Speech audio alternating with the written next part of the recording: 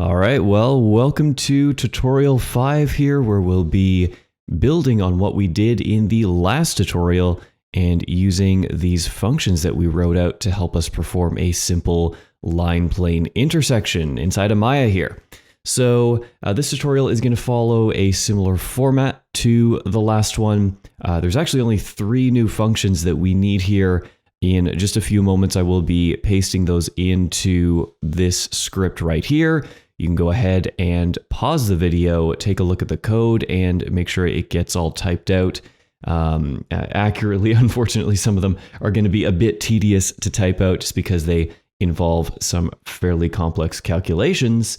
But yeah, once we have those functions typed out in this project, well, we can just hang on to that code, and well, there you go. You'll have those functions whenever you need to do this sort of thing in Python. All right, so let's jump right into it. We do need to set up a pretty simple scenario here. I'm going to start out just by creating 2 locators. So we'll just create some locators here, give ourselves some more space to work with. And I am going to use these locators to just specify the start point and end point of a line, right? So this will be the line that we are intersecting with some polygon, and trying to figure out that point of intersection. Where along the line do we intersect the plane? So let's actually just take a quick look in the outliner here. We have the object names locator 1 and locator 2. So right off the bat here, we will need the positions of these objects, right, to get the start and end point of the line. So let's go ahead and grab those using the getObjectWorldTranslation function.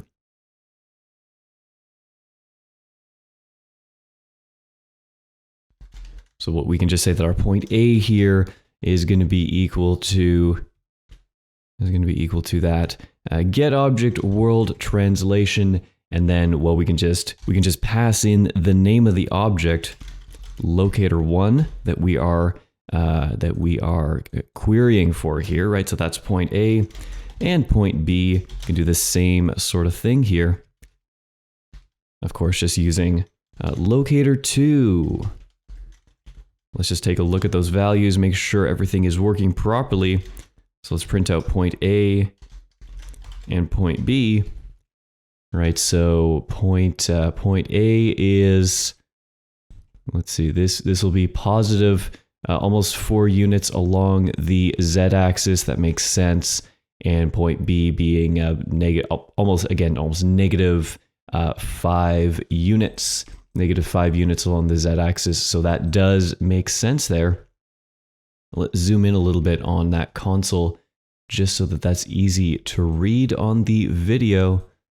There we go. All right, so there's point A and point B. And let's also try and find this line, right, between the 2 points. Right, it'll help us for visualizing the line that we're working with here. So let's specify a new variable here. We'll call it line, and I'm going to use that vector from points function. In fact, let's copy the whole thing down here. The names of the parameters for this function actually match the global variable names we are using for point A and point B. So that is already set up, ready to go for us. Let's go ahead and print that out as well. Again, we always want to check our work to make sure that what we're doing makes sense here. So negative 8.8, almost negative 9 units.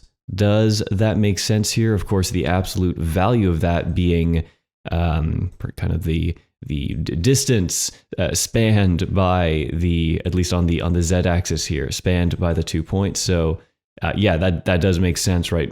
4 on one side of origin, 5 on the other side of origin. Again, these points are just lie somewhere along the z-axis. that line, this new vector we've found representing that line does make sense. And so since it does make sense, let's go ahead and use the draw line function that was right up at the top here. Draw line. Let's use this function to visualize this new line we found. And we know from how we set this function up that we will need to specify a start point, which will be point A. So we're going to start the line drawing from point A, otherwise it would be starting from origin, which kind of doesn't really make sense. And well, the endpoint will be, again, it'll be that negative 8.8 units along the z-axis, right? So let's just throw that, actually the variable line into the function call for draw line here. We're going to draw from point A to the or the distance spanned by this line, right? So there it is, right? We can move these points wherever we want, and we will get a line segment drawn between them, and that'll just help us for gaining some information about this line-plane intersection. We're going to see in just a few moments that there will be some additional problems to address after doing the basic calculation, but for starters, this will work just fine. Let's reset this to a trivial scenario just with 2 points on the z-axis. We always want to start out with a very simple scenario just to reduce the number of errors that could occur, right? We always want to be able to clearly visualize what the results of a mathematical calculation should be. And then later on, we'll make this scenario more complicated once we know that it's working correctly. All right, so there's our 2 points in space. There's our line segment. We visualized that line segment. Let's go ahead and just quickly make a polygon. This will be used to represent the plane that we are intersecting with. So I'm going to go right ahead and under polygon primitives here, just make a plane primitive. In our input node here, we only need one subdivision on the width and height. And let's zoom in a little bit here and go to vertices. I'm going to merge 2 vertices to center just to get a single triangle polygon here. Again, we want to simplify the scenario as much as possible. 3 vertices will be coplanar, so a triangle polygon is the simplest way of representing a plane, right? And again, let's rotate this 90 degrees on the x-axis here, and I'm also going to go right ahead and I'm going to Shift-Alt-D, delete my construction history. Also, let's scale this up a little bit, move it over, and let's just make sure that this is lined up nicely, give us a good scenario to work with for the line-plane intersection.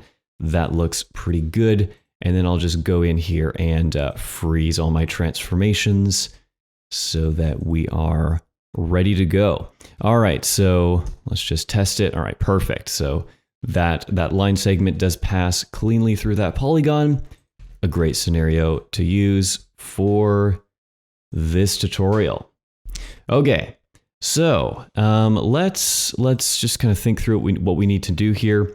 We're trying to do a line-plane intersection, so we are going to need to describe the plane that we're testing against this line for the intersection on, right? So, well, of course, we just set up a scenario here using a triangle polygon. So we do have 3 points, right? These 3 vertices. We do have 3 points which lie on this given plane that we're trying to test against. So let's actually use the function getVertices that we defined in our last tutorial. Let's use this function to just get the vertex positions of each vertex on this plane.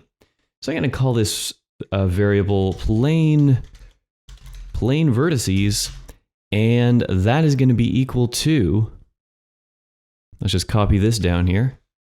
I'm going to call the function getVertices. The object is going to be, let's just get the name of this plane, that is pplane1. So this is going to be pplane1, and the face ID, well, I mean, we could go and turn on our face IDs if we wanted to see what it is, but we can safely assume that if there is only one face in an object, then that face is going to have the ID 0. That will be the first face for that object. All right, so that makes sense there. Again, we're going to print out the results here. Again, I can't stress this enough. Just checking your work at every stage along the way to make sure that everything makes sense. And again, using a simple scenario so that we can actually kind of look through the results ourselves and just verify that things do more or less make sense. So we got a couple position vectors here. So here's the first one. We got a -2 on the x-axis, 0, 0. So that would be that point. That would be this vertex right here. We had a 1, -1, 0. So let's see, that would be 1, -1, and then 0 on the z. So that'd be that one down here. And finally, the last point up here, vertex D, right? In case this was a quad polygon, vertex D, the fourth vertex, has been left blank here. That makes perfect sense. There are only 3 vertices to work with. So this does indeed make sense. Let's get rid of that line segment for the time being. And continue on here. All right, so there's the vertices of the plane. So now we need to represent this plane mathematically. So we're going to need to find the plane equation that we can use to describe, again, the infinite plane here. We do need to remember that with this plane equation, we are describing the infinite mathematical plane, and then it's going to be a separate operation to actually limit, whatever, maybe it's a LinePlane intersection or some other calculation to limit that calculation to only consider this area here bounded by the edges of the polygon. So yeah, for starters, we are finding the plane equation of the entire infinite plane here. So we are going to use the method for finding a plane equation that, uses the information we have ready to go here, right? This method for finding the plane equation uses 3 vertices which lie on that plane. There is another method as well, right? We can find plane equations using just a normal vector and a scalar value. But, we're only going to focus on the 3 vertex method today. So let's go right ahead and do that. I am going to insert a new function definition in here, put it right down here. This is going to take a while to type out, but let's do this. Now I guess I'm going to have to. Oh wow, that is a long line of code there. So what I'll do here is just expand this out as far as we can go. I'll get on screen here the code for lines 49 through 52. So go ahead and hit pause, make sure that gets copied out, as well, I guess, as the start of 53 here up until this point. Then I will scroll over so we can get the rest of that line. All right, so provided you have had a chance to copy out the first part of this function, I'm going to scroll all the way over here so that we can copy out the rest of this line. Let's get all the way to the end here. Unfortunately, Maya's script editor doesn't have word wrap, which is always lots of fun.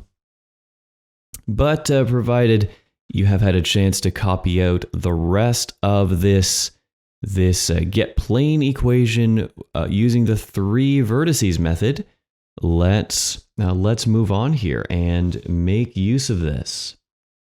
All right, so the next thing we're gonna do here is define a new variable. I'm gonna call this one plane equation, and that is going to be equal to, let's just copy down the name of this function, and just recall here we do need to pass in 3 vertices. 3 vertices. So those 3 vertices are the first 3 elements of this list right here, plane vertices. So let's paste that in. So this will be plane vertices index 0. We're going to do the same thing here for the second and third vertices. All right. So there's that. And again, let's just test this out. Print plane equation and make sure this makes sense. All right, so let's just zoom in a little bit on this. So we can see here that again, relating this back to the equation we've discussed recently in the lecture on line and plane equations, we can see that the first, second, and third entries or elements of this plane equation list, which is the value that we're returning, will correspond to the terms A, B, and C, or the variables A, B, and C in the final plane equation. And of course, D being that involved with that scalar value. So we can see here that, well, 0 on the x, 0 on the y, but a big positive value on the z-axis should actually make a whole lot of sense. Again, recall that now this is more to do with when we discussed calculating the plane equation using the normal vector and scalar value method. But recall that the A, B, and C variables actually correspond to the normal vector of the plane that we're describing. So, 0 on the x and y, but a positive value on the z-axis does actually make sense here. This plane, this is the backside of the plane, or of the polygon. So this is the front side of the polygon, which means that its normal vector will point perpendicularly along the z-axis. So this value does make sense. However, we do just need to keep in mind that we are starting with unnormalized or non-normalized vectors here. So this will be a non-normalized value here. This value of 10, but it's fine. It's fine. It still makes sense in terms of the plane equation, which should be describing this plane here. It's just non-normalized. Again, more on that back in the lecture when we discussed all of this. So that works. Let's get rid of that line once again. So it looks like the plane equation is working properly for us, so we can move forward here and get to work on finding that that intersection, basically where along this line the point of intersection actually occurs. Now, just by taking a quick glance at this scenario, we should expect, right, if we're defining this line as basically a line segment between point A and point B, then this point of intersection should be roughly, halfway along that line segment.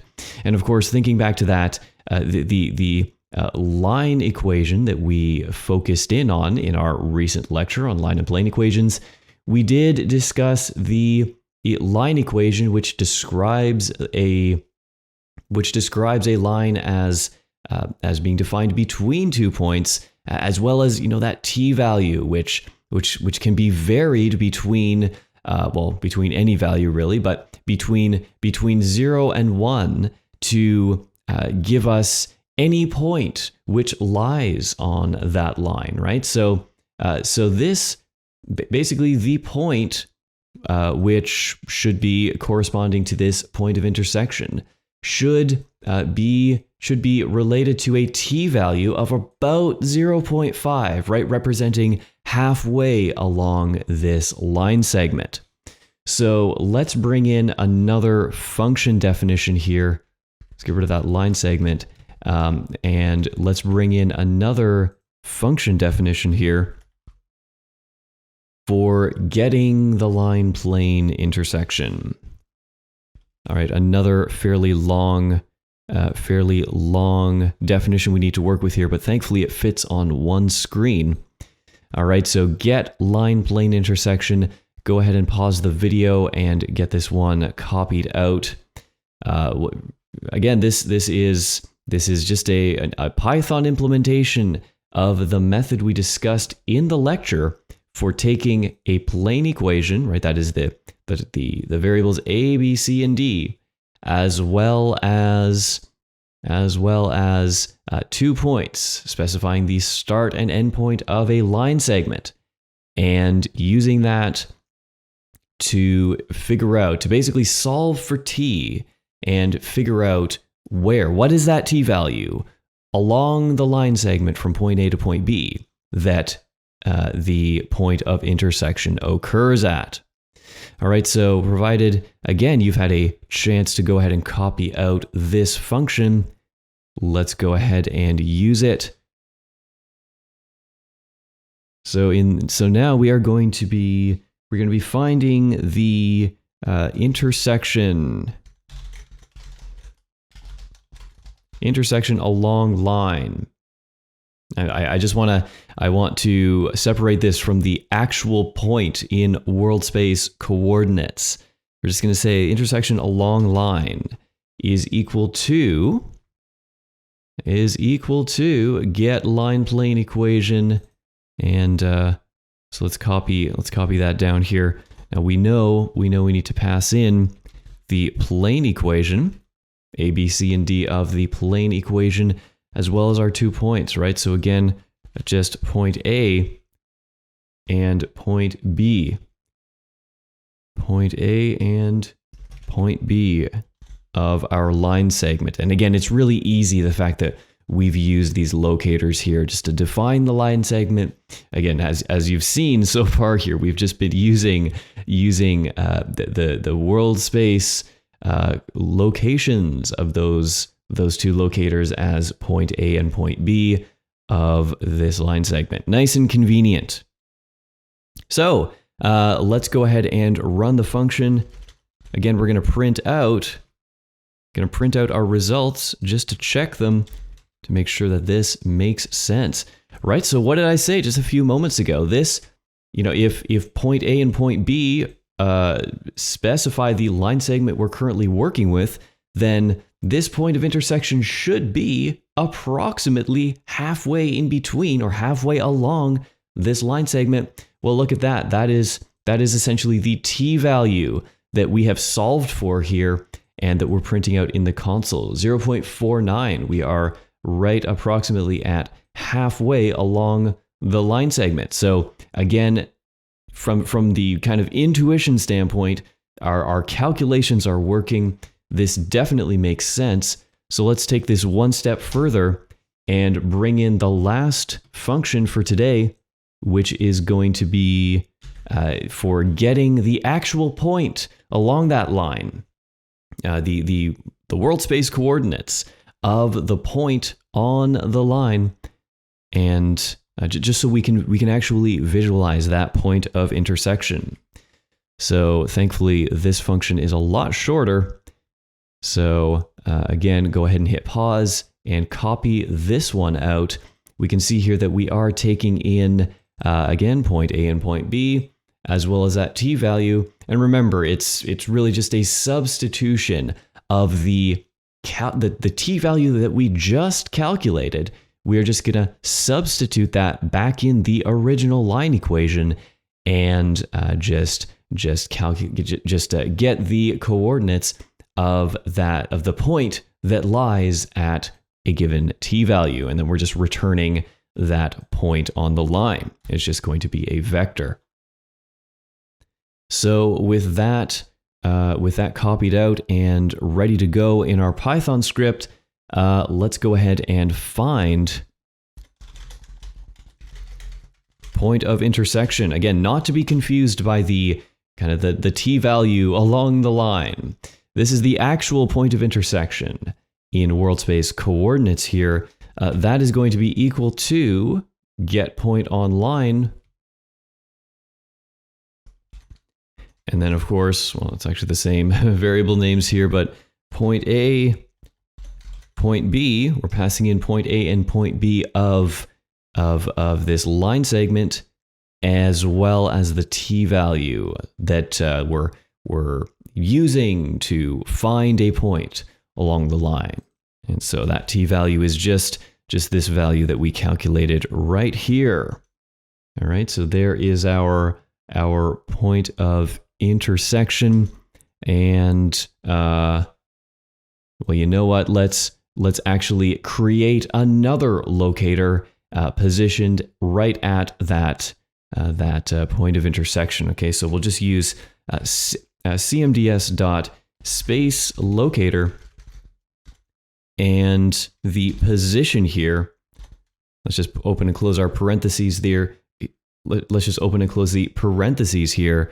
The position argument, we're going to set that equal to just a tuple inside the function call here. As we pass in this parameter, p is going to be equal to the point of intersection, just the xyz coordinates of that point of intersection, right? So point of intersection 0, 0, 1, and 2. 0, 1, and 2. All right, so that makes sense.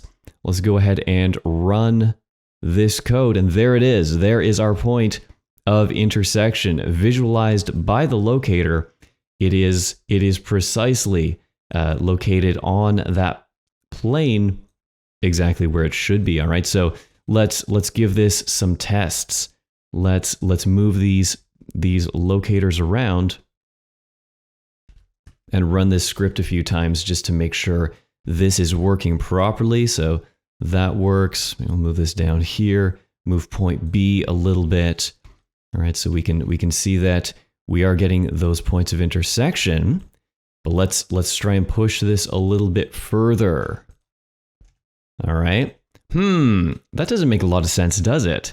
You know, we've moved this line segment so it no longer passes through the triangle polygon, but we're still getting a point of intersection. All right, so in fact, it does make sense in that the plane equation represents an infinite plane. So as I mentioned a few moments ago, in order to ignore these points of intersections, we're going to have to perform an additional step here.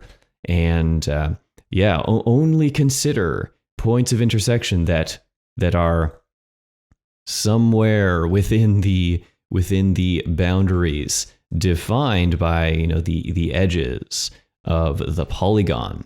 All right, so that is one thing to keep in mind here that is not taken into account only using these calculations. Let's just see something else real fast. Let's flip this polygon around. All right, so this is the back side of the polygon. That's of course why Maya shades it just black like this. And we'll see that we are still getting points of intersection, even when basically the polygon is pointing in the wrong direction.